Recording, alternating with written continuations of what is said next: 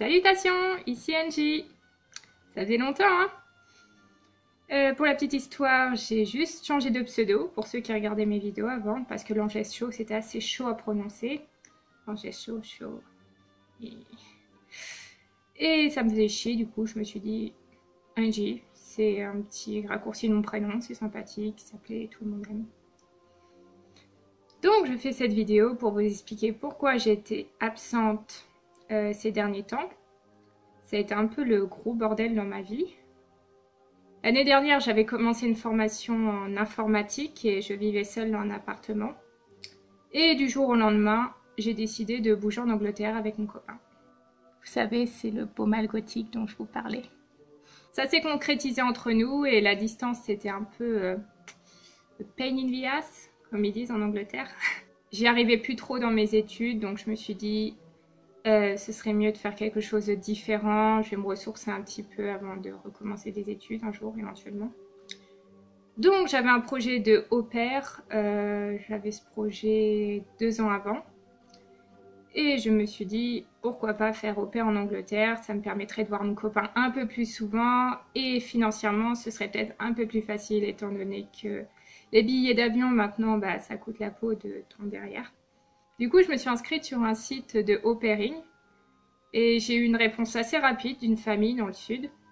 J'ai eu un Skype avec eux, ils étaient tous super sympathiques, super mignons, famille nombreuse. Je me voyais tout à fait travailler pour eux. Et comme j'étais désespérée de vivre toute seule dans mon appartement et que ça devenait vraiment glauque, je me suis dit bon, bah écoute, je bouge.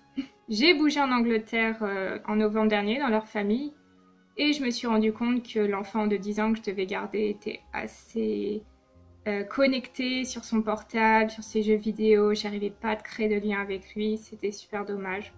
Donc du coup, je suis allée voir le père et je lui ai dit que ce serait mieux qu'il trouve quelqu'un qui arrive à créer un lien avec cet enfant. Je les ai quittés en janvier, j'ai bougé au nord chez mon copain, en espérant que je pourrais trouver une famille d'accueil là-bas, ce serait plus facile. J'ai trouvé une famille d'accueil dans la même ville que lui, donc j'étais très contente. C'était pour garder un bébé, donc je me suis dit un bébé, il y a plus de chances que tu crées de contact, sauf si les parents le collent bien sûr devant un portable et autres trucs très jeunes, mais bon. Et ce qui s'est passé, c'est que la au-pair qui avait été 3 mois ici avant moi avait créé un contact important avec la petite fille et a décidé de rester jusqu'à la fin de l'année. J'ai pas voulu m'interposer, ils avaient créé un contact, pour moi c'était pas vraiment utile. J'ai donc continué à vivre chez mon copain parce que le au-pair ça me bottait plus trop pour le moment.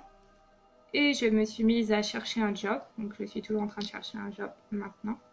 Voilà, c'était la petite explication de mon absence.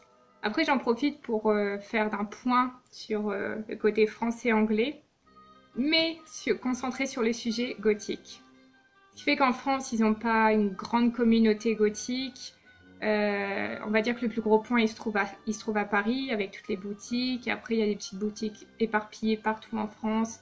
Il y en a à Bordeaux, il y en a à Thonon-les-Bains.